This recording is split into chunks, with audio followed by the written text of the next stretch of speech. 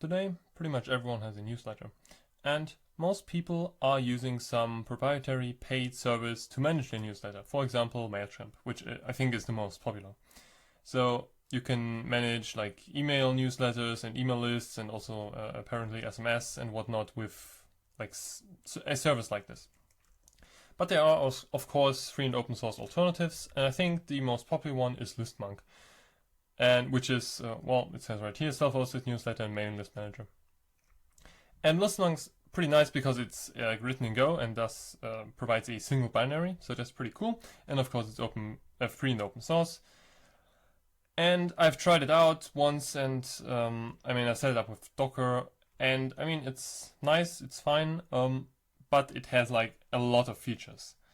It has like analytics and templating and all this kind of stuff. And you have to manage it all through the web interface and whatnot. And yeah, so ListMonk's probably great for like industrial size mailing lists and newsletters with like thousands and millions and trillions of subscriptions. But like not for my use case. So I wanted to have like a newsletter for a small project of mine, and thus I decided to, well, write my own newsletter software. And I have also implemented this on my website because I thought it would be fun and I wanted to test it out. And yeah, maybe I'll publish something there. Maybe when I write a new article, or yeah, something like that. Or I just publish like once every few months or whatever to publish a newsletter. So yeah, you can subscribe if you care about that, or don't. But in this video I want to show you how it works and like kind of my thought process while developing this. And this is just my website locally on my laptop. So to show you how it works, it's pretty straightforward. You put in an email address here. For example, this one right here, and you click subscribe, then you get this message, you have been subscribed. And to unsubscribe, you can click this link. Alright, so what actually happens in the backend is, if I switch to that, is I have this newsletter directory with like all the code and log files and whatnot, and we have this subs directory. And if we look at the subs directory, we see different files. And if we cat out these files, we will see email addresses. So there's one email address in every file. And yeah, so that's pretty much all there is to it. And this, if we look at this unsubscribe link, you can see down there, maybe that's a bit too small, but you can see in the link preview that there is a UID present. And this UID is this UUID rather. So yeah, the actual functionality is pretty straightforward. And this is just for the actual like newsletter list. So this is just functionality to add to the list and remove from the list. So this is for the front end user, for the end user to actually like use. And if we want to unsubscribe again, we can click this link and we get this super ugly unstyled page. I didn't bother styling this. I just wanted to get like the base functionality done. And if we now look again at the subdirectory, we see, oh, there's a file gone, we have unsubscribed. And again, this UID right here, or this UUID rather, is this one right here. So pretty straightforward. And if we cat that out again, we now see that there's only one email left. All right. So, and again, my thought process was, I just want to have like files or one big list with like email addresses, and I'll handle the email sending later from like a shell script or whatnot. And I will make a separate video on that, like how to send email from your terminal, or from the shell rather. So I've like kind of split up the task of a newsletter. So this is just for the list building. All right, so I've written this in Chicken Scheme, of course. And I just quickly want to guide you through the code because, this is not really for like, really learning anything, because this is pretty ugly and hacked together code, but more for like, like my thought process, hacking something like this together. So on the left here is the code, and on the right we have a REPL, which is running the newsletter right now, or this newsletter list functionality, I should rather say, and it logs all the events. So this was this line right here is when I just put in the email and subscribed, and this is when I unsubscribed. And again, we can go back here and do, for example, test at like this, and yeah, so it says added here. All right. So first, of course, import stuff, and we check if the subs directory is present. If not, we create it. And then there are really only like a handful, I think 4 or 5 procedures which are relevant. Let me make like this. Yeah, that's a bit more readable. Well, or let me change it like, yeah, all right. So first up, all subs. It just lists out all the subscriptions in like a string. And I realize this is a bit dumb because all subs is only used in like one place, and right there I then split the string. Oopsie, I don't want to do that. Where was it? Yeah, right there I split the string based on new line, so I could have just done it in the procedure itself, but yeah, whatever. And if we split the string, of course, we get like all the entries, so all the actual email addresses that are subscribed. All right, yeah, so that's all subs. Then we have like get UID, which gets the UID of an email. And if an email is not subscribed, as this one right here is not, it returns false. So if we now change this to like test, we get back the actual UID. So this is the actual file name that has this email inside of it. All right, add sub. Well, it first checks if the email is subscribed or not. If so, it just returns the UUID of the email, and if not, it creates a new UUID and writes the email address to the file. Yeah, pretty straightforward. Again, we can try this out, and then we can call all subs again, and well, rather this one right here, and we see, okay, this new email has been subscribed or added.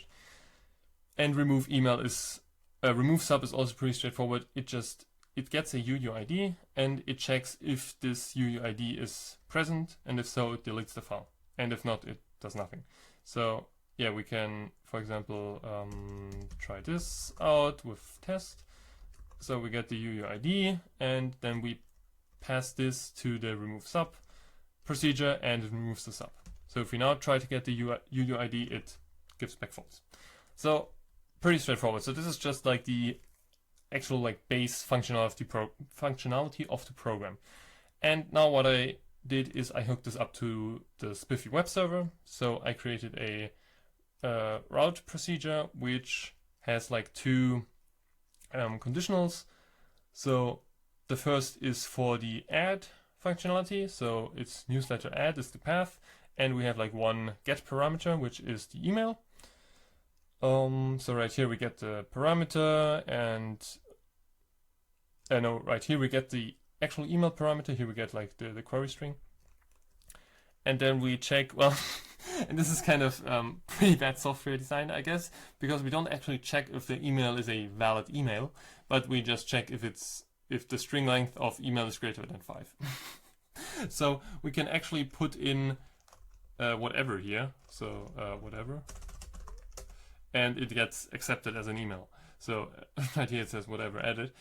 But yeah, I thought, because this is not like some program to use with like a quadrillion emails, but like just for like, I don't know, like 50 or something, like some human manageable size, I thought it would be fine.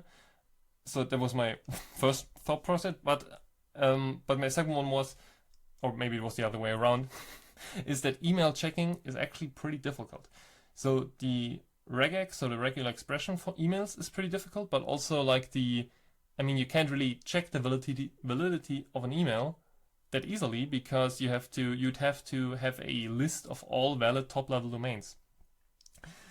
And I mean, there are a bunch of top-level domains, and new ones get added all the time. So yeah, that's pretty difficult actually.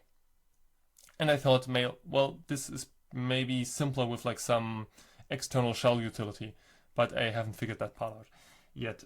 So yeah, I just kind of hacked it together like this. So of course this is not like this is no good when it comes to checking if something is actually an email. But an email has to have string length greater than 5, so yeah, I just went with that. All right, so we get the UUID of the email, and this add sub, it adds a email, so it subscribes an email if it's not present already, but if it is present, it just returns the UUID of the email. So I kind of jumped over the error checking here. Then we log the entry, and we send back some HTML. So this you have been subscribed is this one, is this right here. So yeah. And we return the link for the unsubscription, to unsubscribed. All right, and there's also a get route for remove, which takes the UUID, and it's pretty much the same thing, except we don't call add sub, we call remove sub right here, and we also return some HTML, which is this ugly HTML which you see right here. Well, I mean, ugly, I mean, it's just not styled. All right, and we start the server thread, or rather we define a procedure to start a new thread, and then we define the server thread. And then for the binary, we call thread join. So the binary doesn't immediately stop, but it waits for the thread to join. Yeah. And down here in the comments, I have like one example for like the Caddy web server and one example for HTML. So this is just, this is for the actual like form right here. So this HTML is this one right here. And for that I use HTMX to like manage sending this GET request, because otherwise you would have to like redirect to a new page and whatnot, and yeah, I just use HTMX. All right, I think that's pretty much it when it comes to software. Again, I mean, my point here is not, well, you should do it like this and that. I mean, the software is so simple. I mean, it just creates and removes files and does that through a web server. I mean, that's pretty straightforward. But it's rather that I think, I mean, the reason I wrote this myself is because I wanted to have like full control. And now I have full control. I know what everything does. I know how it does it. And if something breaks or I want to add new features, I can do that pretty easily because, well, it's my software. And again, I've kind of broken up the task of like newsletter into two pieces. One is the mailing list management, which this software right here is for. So people can subscribe and unsubscribe by themselves. And the other part is actually sending the emails. And I'm gonna like do, again, as I said in the other video on this, how you can automate this from the shell with some shell script magic. And I mean, needless to say, this is not user-friendly. This is not for someone who doesn't know what they're doing. This is very like hacked together. And if I say like hacked together, I mean like one in terms of the actual code. I mean, this is not like great code, to be honest. Like, I'm not proud of this code. I'm not gonna lie. This is very like quick and dirty, but it works so far, but also hacked together in like the scope of features. So again, this is like super simple. There's not really much to it.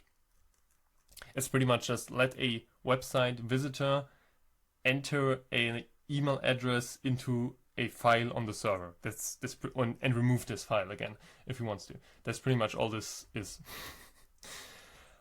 So yeah, I think that's pretty much it. Yeah, I wanted to mention, because if you're watching this video and you've watched my previous video in which which was titled "Why I Don't Use RSS," you might think, well, I mean, a newsletter is pretty much like kind of like RSS. I mean, it gets you get news delivered about something through a newsletter and through RSS. So what's the difference? And I think the biggest difference between RSS and like a newsletter is a RSS feed is always something automated. It gets automatically updated, it gets automatically generated, like there's no human element in it. When you click or for example, I could have a RSS feed for my articles or for my videos or whatever. Well, for my one article. But when I click publish for a new article, the RSS feed automatically gets updated, and like someone who's subscribed to this RSS feed would automatically get a notification, like, oh, there's a new article, oh, look at this, or a new video, or new whatever. And I think this is the biggest difference, because with a newsletter you have to consciously like say, okay, I'm gonna write this newsletter now, I'm gonna write this and that in, hello guys, thanks for subscribing to my newsletter. I have published something new, or I've published 3 articles or 5 videos or whatever in the last, I don't know, month or whatever. You can look at them here and there and whatnot. And yeah, it's not like an automatically generated like, yeah, feed. It's more of like a message, but a message to like a group of people. So it's not, of course not like individually, but yeah, I mean, you know what I mean, I guess. I hope. And I mean, newsletter, the term comes from like a physical newsletter. So when you get like physical mail, so this is where the idea comes from. And with RSS feed, it's kind of like, yeah, so there's no human element in RSS feeds, I think. Yeah, again, because they are automatically generated. And with a newsletter, you, as the newsletter publisher, you have like full control. I mean, with an RSS feed, you also have full control. Of course you have. But with newsletters, it's more like conscious effort and work, I guess, is what I want to say. So yeah, I think there's a pretty big difference. But yeah. And if you subscribe to my newsletter, of course, I'm not gonna promise you that you'll get anything, because maybe I'll scrape the idea, but maybe I'll publish something, I don't know, once a few months or something, when there's something to publish, I guess. Alright, I think that's pretty much about it. I don't know, I don't think I have anything else to say. And yeah, so write your own software if you have a need for it, and have a nice day.